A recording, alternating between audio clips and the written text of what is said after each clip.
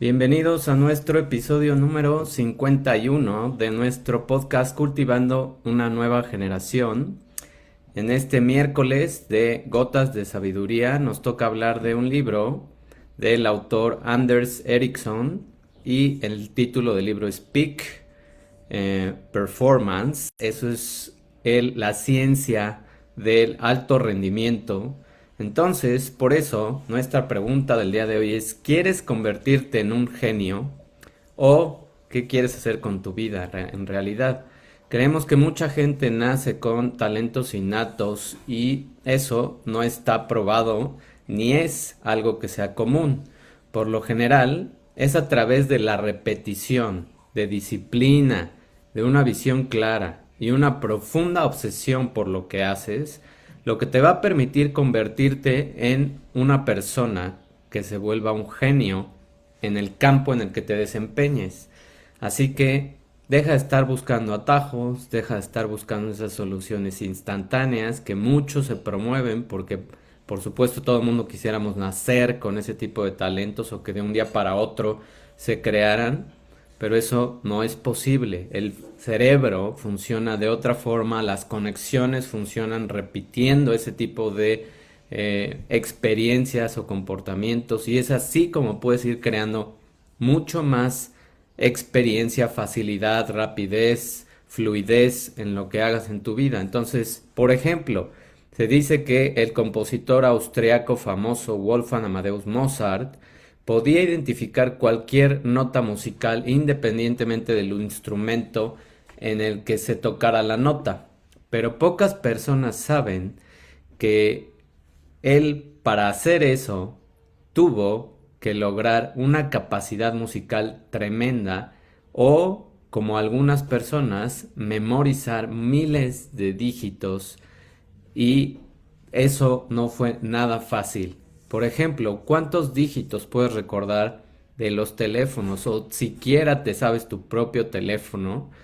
Actualmente toda la tecnología nos ha quitado esa capacidad de la memoria de tener más conciencia de las cosas y ya es muy fácil sacar el celular y buscar cualquier dato o hacer una simple operación en la calculadora de un aparato y no usar tu mente.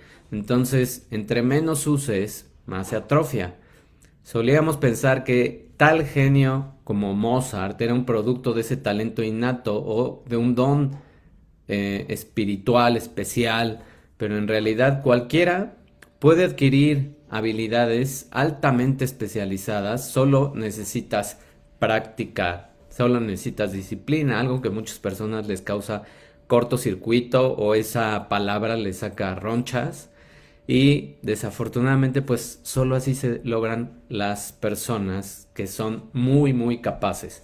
Considera por ejemplo un tono perfecto, la capacidad que Mozart tenía para identificar esas notas sin un tono conocido como referencia, pues no existía. Esa habilidad es rara, solo una de cada 10.000 personas puede hacerlo. El tono perfecto se considera un ejemplo de habilidad innata. Sin embargo, un estudio que se realizó recientemente encontró que ese tono no es innato en absoluto. En 2014, una psicóloga japonesa llamada Ayako Sakibihara se dispuso a enseñar a 24 niños de entre 2 y 6 años cómo identificar los 14 notas diferentes en un piano. Varias veces al día, todos los días, durante meses, ella los enseñaba en todas estas notas musicales y a medida que los niños avanzaban, Sakikibara los probó en notas individuales. Al final de ese experimento, todos los niños podían identificar correctamente las notas cuando se tocaban. En otras palabras, ellos habían adquirido ese tono perfecto de identificar cada una de esas notas. Y es lógico que con el entrenamiento adecuado cualquier persona también puede aprender este tipo de tonos en, por ejemplo, notas musicales. Los seres humanos pueden desarrollar habilidades altamente específicas independiente de la habilidad en cuestión, ya sea música o de otra manera, debido a que tu cerebro responde a la práctica. Cada vez que tú vas creando esa repetición, cada vez que tus células del cerebro se expanden, hacen esas conexiones y se recubren o se hace más gruesa la capa de mielina, que es una de las características que se nota en estas vías neuronales o en estos caminos neuronales. Cuando lees las palabras, por ejemplo, Mona Lisa, probablemente pienses en la famosa pintura de una mujer misteriosa que está sonriendo, de Leonardo da Vinci. Cuando eso sucede, ¿qué pasa? Tu cerebro va a ver la imagen de esa pintura y eso se llama una representación mental. Estas representaciones mentales son estructuras, son como legos que tu mente hace que empiece a almacenar la información y correlaciona con objetos particulares, con imágenes, con movimientos, con cualquier cosa que el cerebro haya procesado y asociado para poder recuperar ese tipo de memorias. Eso es lo que sucede con estas representaciones. Por eso es que en un sentido amplio esas representaciones van a permitir que tu memoria eluda ese corto plazo y tenga una habilidad que puede ser mucho más útil de utilizar estas memorias para volverlas de largo plazo. O sea, lo que hace que tú visualices las cosas, que tú programes tu día, que tú empieces a escribir lo que quieres lograr y hagas un camino mental, y todavía si lo escribes es mucho más fuerte, es que esa capacidad de tu memoria va a almacenar la imagen de ciertos pasos, de ciertas rutinas, de ciertos rituales que tú vas a implementar en tu vida. Y entonces conforme vayas haciendo las cosas va a ser mucho más fácil. Todas esas representaciones también juegan un papel que impulsa tu rendimiento del cerebro y sabemos que se necesitan años de práctica para convertirse en un experto en cualquier campo, ya sea que estés conduciendo un taxi, jugando ajedrez o en deportes, Michael Jordan o ahora LeBron James, etcétera, todos los grandes del deporte, Djokovic, todos ellos, Michael Phelps, repetían, visualizaban, estructuraban su mente para ir viendo la competencia, para ir sintiendo cada una de las jugadas, para ir viendo qué pasaba. Es más, hasta los escenarios complicados los ponían. ¿Qué pasaría si se me mete agua en los gogles? Algo que le pasó a Michael Phelps en una de sus competencias. Con todo y el agua, él ya sabía cuántas brazadas tenía que dar en esos 50 metros. Y eso fue lo que le permitió llegar a ese primer lugar, a esa medalla de oro, en esa competencia en particular, donde pasó algo que obviamente es inesperado. Pero la mente ya tenía calculada exactamente el número de brazadas que tenía que dar. Eso fue lo que le ayudó a crear ese, pues, ese hito en la historia que lo marca a él como el mejor de, pues, décadas. No creo que alguien llegue a ese tipo de capacidad en bastante tiempo. ¿Crees que un músico profesional, que un atleta, que un científico, que un empresario desarrolló sus habilidades y talentos de la noche a la mañana? Porque así te lo pintan en Instagram, porque así lo ves en las redes sociales, en Facebook, porque te invitan a un curso de un fin de semana y te doran la píldora de que con ese fin de semana vas a ser una persona extraordinaria. No, así no funciona. Funciona con práctica, con repetición. Es poco probable que te conviertas en el mejor si solamente quieres invertir un fin de semana o ver tus redes sociales.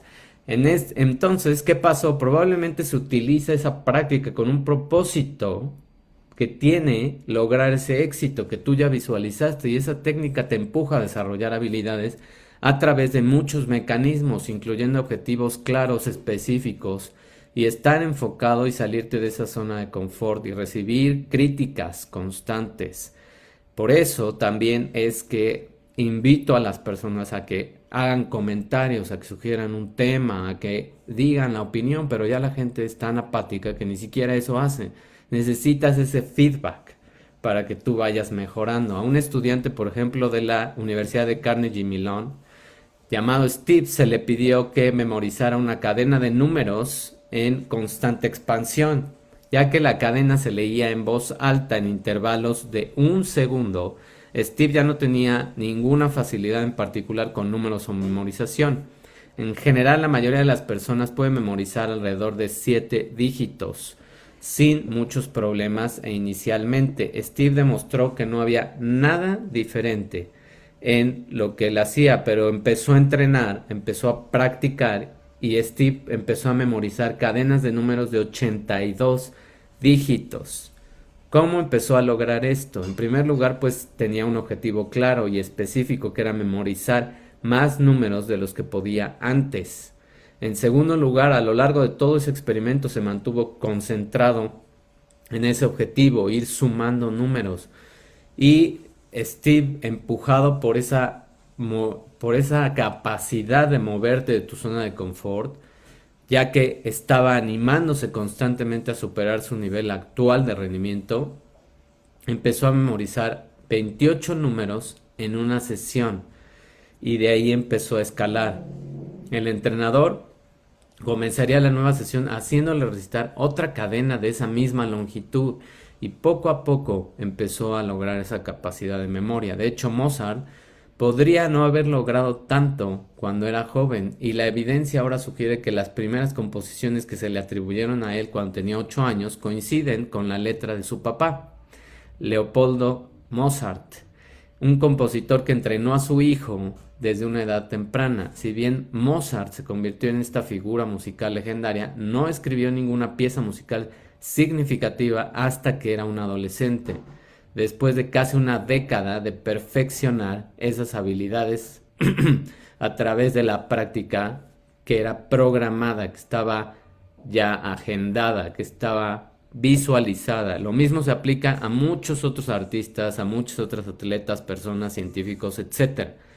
Las personas con talento no toman atajos.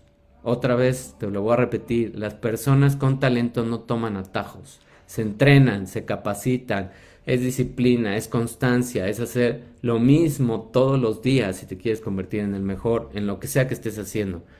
Todos han practicado deliberadamente por años, construyendo esas capacidades y esos cerebros, creando representaciones mentales avanzadas, cada vez más programación, cada vez más visualización. Después se vuelve un hábito. Entonces, ¿cómo podemos resumir todo esto? Si de veras te quieres convertir en un genio en lo que sea que hagas, pues, número uno, solo a través de la práctica puedes desarrollar esas representaciones detalladas de situaciones o movimientos que son importantes para tu rendimiento. Dos, las representaciones mentales son estructuras que almacenan en el cerebro que se correlacionan con objetos particulares, imágenes, movimientos o cualquier cosa que el cerebro pueda haber procesado y almacenado para ese posterior uso y recuperación. En un sentido amplio, todas estas representaciones mentales te permiten eludir esa memoria a corto plazo y rescatar memorias a largo plazo. Ese es el resumen, esas son las dos frases más importantes. Espero te quede muy claro que entre más practiques, mejor te vas a volver en lo que sea que hagas. Espero que tengas un excelente día, mitad de semana. Nos vemos en el próximo episodio. Si te gustó este video, compártelo, dale like, una reacción, un comentario, una pregunta o un tema del que quieras que empiece a hablar en las siguientes sesiones. Nos vemos, que tengas bonito miércoles. Bye.